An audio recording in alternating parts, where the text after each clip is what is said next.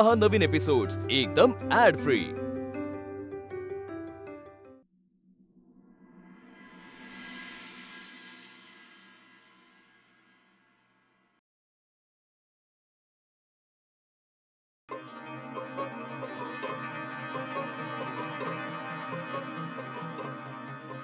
नमस्कार, नीलचे बाबा बोलताय ना? हा नमस्कार, मी पुण्यावरून आकाश जोशी बोलतोय, राधाचे बाबा. ओळखलं ना? ओळखायलाच हवं आता. काय नाही, मी फोन यासाठी केला तुम्हाला की आपल्या मुलांनीच आता आपलं नातं जर पुढे घेऊन जायचं ठरवलेलं आहे, तर मला असं वाटतं की आपण सुद्धा 2 पावलं पुढे चालायला काय हरकत आहे, म्हणून तुम्हाला फोन केलाय मी. हां हां हां, येस येस. राधा ना? हो ना, खूप गुणी आहे, बापावरच गेली ना पूर्ण. हां, मी काय म्हणतो, कधी निघताय तुम्ही पुण्यासाठी? नाही, लगेच निघा. शुभस्य शीघ्रम. हां, येस येस. ऐका ना, फक्त माझी एक विनंती आहे तुम्हाला. त्या दोघांना मात्र तुम्ही येण्याची कल्पना देऊ नका बरं का. आपण सगळेजण मिळून त्यांना सरप्राईज करूया. ओके, चलो ठीक आहे ठीक आहे. Thanks thanks.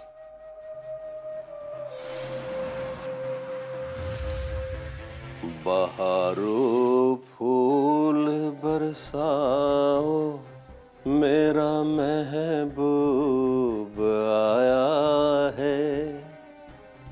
झालं तुझं? आता काय? एकबोटे सरांच्या खांद्यावर बंदूक ठेवून त्रास देणारस का? तू का अडकवतोस मला? तू सतत माझ्या नजरेच्या समोर असावीस, तू दुसरीकडे कुठे जाऊ नये म्हणून नवरा या नात्याने मी तुला अडकवलं. याच्यात तुला काय हरकत काय? आपल्यात नवरा बायकोचं नातं नाहीये, ते तू लादतोयस माझ्यावर, आणि म्हणून माझी हरकत आहे. शी यार, प्रत्येक गोष्टीमध्ये तुला घाई झालेली आहे ना सध्या. मला घरामधून बाहेर हकलायच्या वेळेला घाई केलीस, पट्याच्या प्रेमात पडायला घाई केलीस, आता डिवोर्ससाठी घाई करते. जरा धीर धर. धीर धरू? मी माझी 20 वर्ष वाया घालवली असं वाटतंय मला. एनिवे, मला तुझी फालतू बडबड ऐकायला अजिबातच वेळ नाही.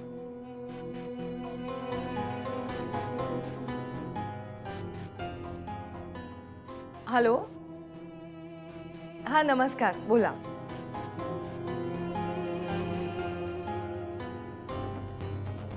हो, या ना, उद्या ना. हो नक्की, बाय. अनु, उद्या भेटूयात मग.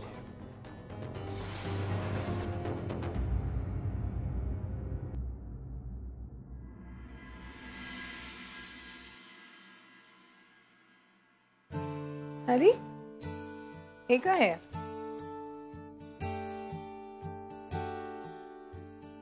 पट्या रे पट्या.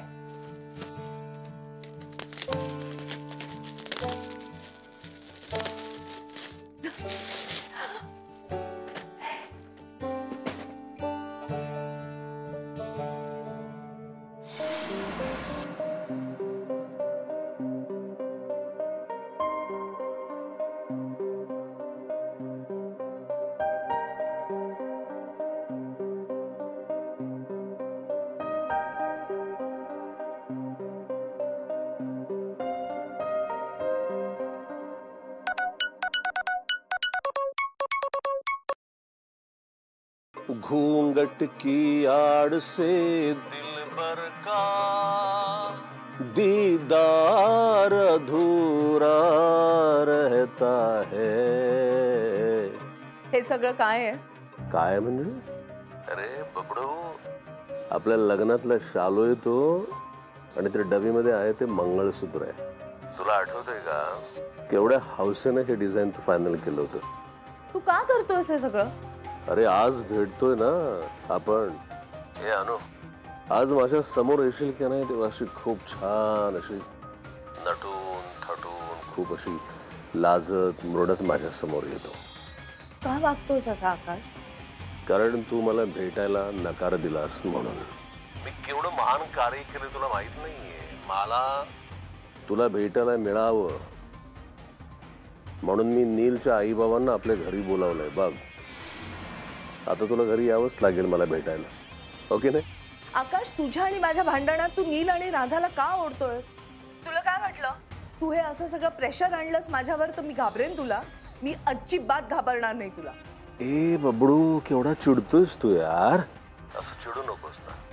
तुला जेन्युइनली गोष्ट सांगू का, हे नीलचे जे आई बाबा आहेत ती गावाकडची साधी माणसं आहेत. तुला माझ्यासाठी तयार व्हायचं नाहीये, इट्स ओके.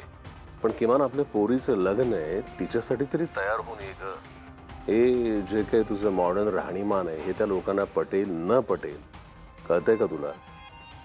आकाश, जर तुला वाटत असेल की मी ती साडी आणि ते मंगळसूत्र घालून येणार आहे तर मी तसा अजिबात करणार नाहीये. आणि मी कसं वागावं हे मला सांगण्यापेक्षा तू जरा नीट वागलास ना तर उपकार होतील.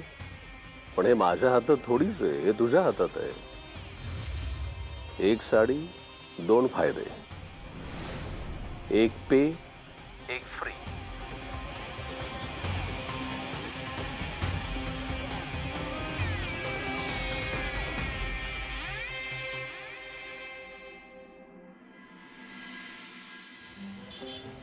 नीट बना. चला ना, उरका ना पटपट. कशाला काही करतोस रे?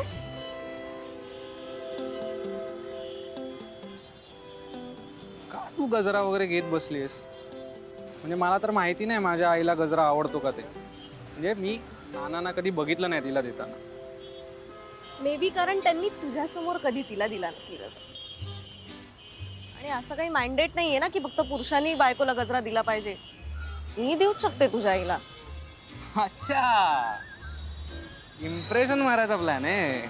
ए चल चल चल, इम्प्रेशन वगैरे काही नाही. तुझ्या आई आता आणायचे येतेच आहे ना, त्यात गजरा दिसला म्हटलं की येऊयात. अच्छा, म्हणजे इम्प्रेशन नाही मारायचं का? नीट राधा, गप यार. सगळी नाही, पण चुकून चांगलं इम्प्रेशन पडलं तर चांगलंच आहे ना. आणि तू नाही का माझ्या मम्माला इम्प्रेस करत मागे मागे फिरत असतोस तर. बरं ऐक ना, तुला काय वाटतं तुझे घरचे का आले असतील? खरं तर मलाही माहीत नाही. म्हणजे त्यांनी मला काही तसं सांगितलंच नाही. हां, पण मागच्या नाही का नाना आले होते आणि मॅमची भेटच झाली नाही, म्हणून नसेल कदाचित. आणि नाना म्हणजे ना एखाद्या गोष्टीचा पिच्छा पुरवतात. एखादी गोष्ट करायची ठरवली की मग ती करायचीच. म्हणून मग ते पारिजातवर येत असतील मॅमना भेटायला. सत्यानाश. म्हणजे आकाश जोशी भेटला त्यांना तिथे म्हणजे संपलं सगळं. संपलं काय? ते काय राहायला नाही येणार आहेत ना. येतील, बसतील, चहा पितील आणि जातील. हो, पण तेवढ्यात त्यांनी काही तमाशा केला म्हणजे काय करायचं आपण? काही नाही होणार राधा, तू का टेन्शन घेतेस? बर, तुझ्या घरच्यांना आपलं माहितीये का? आणि आईला माहिती. आईला माहितीये. सगळ्या गोष्टी तुझ्या आईलाच सांगायच्या असतात. तुझ्या आईला पण सांगतो की मी. तसा गोंडस आहेस दिसायला म्हणून नशीब. घर चिडता पण येत नाही म्हणून. चला. ओय ओय, इकडे जायचं. हॅलो.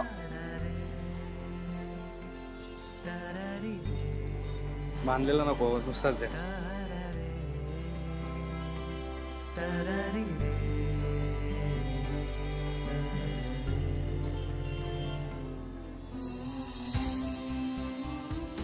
असा गजरा देणार आहेस मला?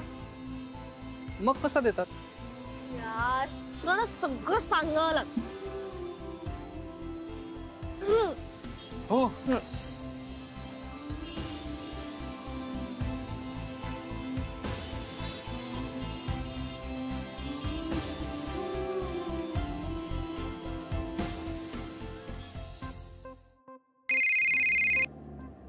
हा पट्या, बोल. हॅलो, आवाज येतोय का? कामात आहात का? नाही रे, घरी निघाले. बोल ना, तुझं काम कसं चाललंय? कसलं काम आणि कसल्या मीटिंग्स.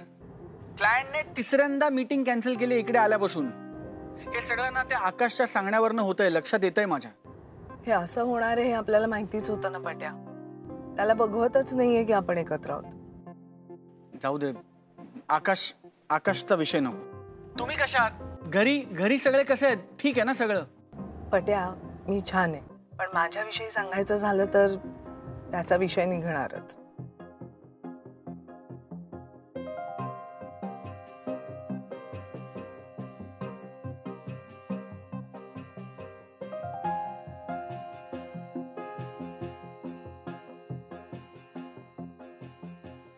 नाही, मी त्याला सांगितलं होतं ना की वाड्याची लक्ष्मण रेषा ओलांडायची नाही, ते त्याच्या लक्षात असणार, म्हणून आता तो असं वागतोय. हो, म्हणजे मला घराबाहेर काढणार आणि अग्नी परीक्षा द्यायला लावणार.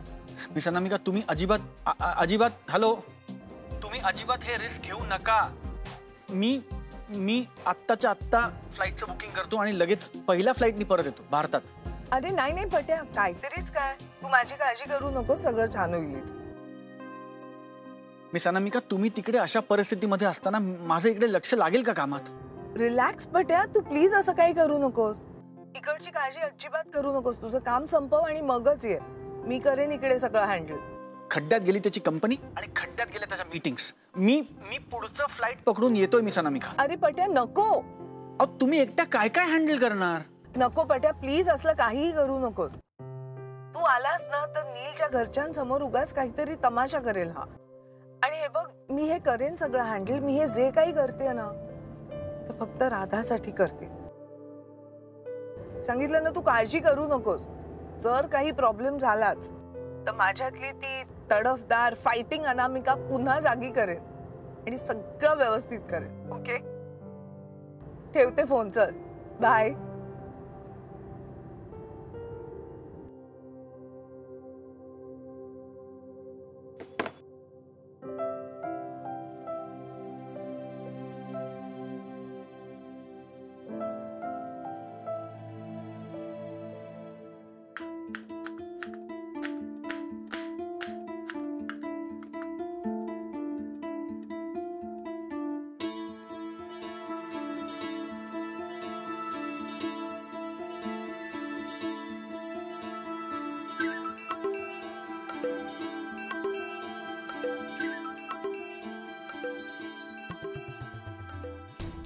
सासूबाई, पेढा घ्या. मी विचारत नाही हो, मी सांगतोय तुम्हाला. घ्या. अहो कसं घेणार? मला गोड तरी लागेल काही मिठाई. काय त्या नीलच्या घरची माणसं, धड कुणी शिकलेलं नाही, चार बऱ्याच सवयी नाहीत. कशी द्यायची आपली राधा त्यांच्याकडे? सिंपल, लग्न करून द्यायची. कठीण आहे. कोणाचं? आपलंच. आणि काय आपलं काही कठीण नाही हो, कठीण तुमचं आहे. मी एवढ्या प्रेमाने तुम्हाला पेढा देत होतो की नाही, तर तुम्ही घेतलं नाही. ओके,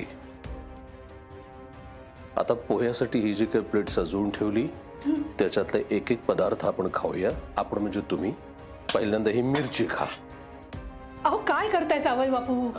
माझ्या पेढ्याचा अपमान केलाय की नाही तुम्ही? मग आता ही मिरची घ्या ना.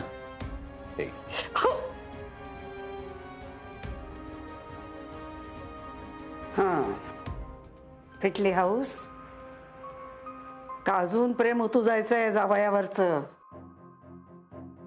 किती डोक्यावर बसवलात ना तुम्ही त्याला, तरी तो असाच वागणार. आता तरी व्हा ना शहाण्या.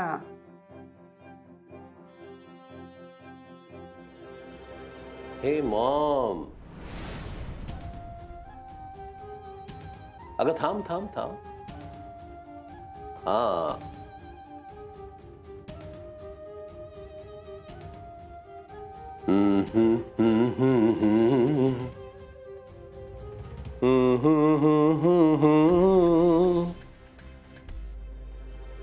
तुझा आवडता चाफा. तुझ्या हातात अशी फुलं बिलं शोभत नाहीत बाबा. का? गेली 20 वर्ष माझ्यापासून तू लांब जरी असलीस ना तरी सुद्धा तुझ्या सगळ्या आवडी निवडी अशा जपून ठेवल्यात मी माझ्या मनामध्ये. मी आणखीन किती संवेदनशील असायला हवंय अशी तुझ्या अपेक्षा? नाही, माझी काही अपेक्षाच नाही आहे तुझ्याकडून. कारण मी कितीही ठरवलं ना की हा विक्षिप्त माणूस कसाही वागेल तरी सुद्धा दर वेळेला तू मला नवीन सरप्राईज देतोस. तुझ्या त्रास देण्याच्या कल्पनाशक्तीला तोड नाहीये बाबा. पण आता काय केले मी? अनामिकाला इथे परत आणण्यासाठीचे तुझे जे काय प्रयत्न चालले आहेत ना, ते काय कमी आहेत का? पण लक्षात ठेव, काही निघणार नाही त्याच्यातून. हो, खात्री आहे तुला? मला तर असं वाटलं की अनु स्वतःच्या लाडक्या मुलीसाठी वाटत ती गोष्ट करायला तयार होईल. अरे काय सिद्ध करायचंय तुला? आम्ही सगळ्यांनी तुझं ऐकावं, अनुनी तुझ्या तालावर नाचावं. मॉम, अभी तो ये शुरुआत है. अनुला अजून माझ्या तालावरती खूप नाचायचं. माझं प्रेम नाकारून मला असं लाथाडून त्या इस्त्रीवाल्याच्या सोबत त्याच्या घरामध्ये जाऊन ती जरी राहिली असती ना, तरी याचा अर्थ असा नाहीये की आम्हा दोघांच्या मधलं नातं तुटलंय. आकाश, हे घर आहे, घर, सर्कस नाहीये. माणसं राहतात तिथे, माणसं, जनावरं नाहीत, ज्यांना तू केव्हाही चाबूक उगारून तुला हवंय तसं वागवशील. असं वागायला मला कोणी शिकवलं? माझा बाप यापेक्षा वेगळं काय वागला ग माझ्यासोबत? सांग ना मला. आकाश, बूट काढून जागेवर ठेव. कपड्याच्या इस्त्री करून घड्या केल्या का? पहाटे 5च्या ठोक्याला उठायला पाहिजे आकाश. टीव्ही बघायचा नाही, मित्रांच्या मध्ये सामील होऊ नको, आर्मी मध्ये भरती होण्यासाठी प्रयत्न कर. उशिरा का उठलास? जन्माला आल्यापासून शिस्तीचे धडे या पलीकडं माझा बाप काय वागला माझ्याशी? सांग ना मला. सगळ्या वातावरणामुळे ना भीती वाटायची. अपरात्रीचे दचकून जाग यायची. वाटायचं की जावं, आईच्या कुशीमध्ये जाऊन झोपावं. पण माझ्या बापाने मला तुझ्या कुशीत मला कधीही झोपू नाही दिलं. का? आईसारखा हळवा होशील म्हणून. कधीतरी सकाळी उठायला जर मला उशीर झाला ना, तर हा माझा बाप थंडगार पाण्याचा हंडा माझ्या अंगावरती होताच. आठवतंय का नाही आठवत? कधी नव्हे ते एकदा परीक्षेमध्ये मला मार्क्स कमी मिळाले. माझ्या बापाने काय केलं त्यावेळेला? रातोरात मला मिलिटरीच्या स्कूलमध्ये नेऊन दाखल केलं. आणि मग हे सगळं माझ्या लहानपणात माझ्या सोबत ज्या वेळेला घडत होतं, तेव्हा माझी आई म्हणून तू कुठे होतीस? माझ्या त्या बालमनाला, लहानपणी मला जीवाला काय त्रास होतीस हा विचार तुझ्या मनामध्ये तेव्हा नाही आहे ना? सांग ना मला. येस, मला प्रेम करता येत नाही. मला लहानपणापासून तुम्ही लोकांनी अरे मला मिळवू दिली नाही. आम्ही प्रेमच केलं नाही तुझ्यावर. आम्ही तुझा कधी विचारच केला नाही. अरे काय सांगायचं तुला? 7 वर्षाचा होतास फक्त, 7. तेव्हा शेजारच्या रोहनचं डोकं फोडून आला होतास तू. किती समजावलं आम्ही तुला. अरे तुझे बाबा कडक होते, पण दुष्ट नव्हते रे. आम्ही खूप तुला सांगायचा प्रयत्न करायचो, समजावायचा प्रयत्न करायचो, आणि तरीही तू ऐकलं नाहीस, तरच हात उगारायचो. पण तरी तुझ्यात काडी मात्र फरक पडलाच नाही म्हटल्यावर काय करणार रे? त्यांनी शिक्षा कडक केल्या. हौस नव्हती त्यांना तुला मारायची. शाळेत होतास तोपर्यंत केले रे आम्ही प्रयत्न, पण पुढे कॉलेजमध्ये गेल्यावर काय? निसटलाच असतो आमच्या हातातून. अरे तुझी मारामारी, गुंडगिरी वीट आला होता आम्हाला अक्षरशः. अरे अरे मरताना सुद्धा तुझ्या काळजीनेच खंगत होते रे ते. नाही नाही, अशा बापाची सावली मी माझ्या राधावर पडू देणार नाही. राधावर याची सावली मी पडूच देणार नाही. अनु, हिची समजूत काढणं ही मला कसंही बोलतोय. अगं बघ ना, तू बोल ना तिला. हे बघ, हे मंगळसूत्र ह्याच्या हातात कसं गेलं? अगं अडून बसलाय मी हे घालावं म्हणून. एक मिनिट एक मिनिट. अरे पण सोड सोड सोड.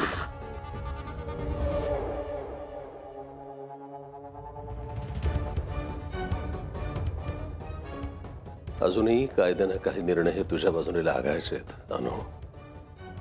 ओके, तोपर्यंत तू अजून माझीच बायको आहेस.